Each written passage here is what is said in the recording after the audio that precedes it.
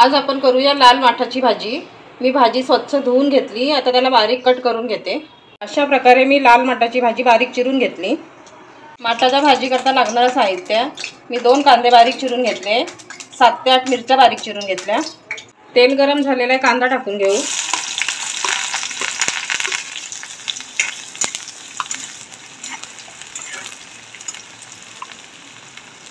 हिरव्या मिरच्या पण टाकून घेऊया।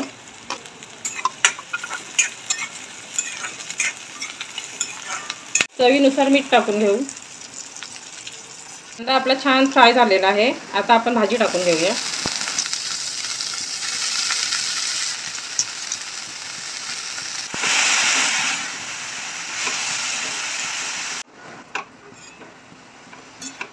बघा मी भाजी छान फिरवून घेतली।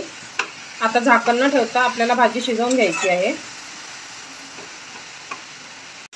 बघा आपली लाल माठाची भाजी खाण्याकरता तयार आहे।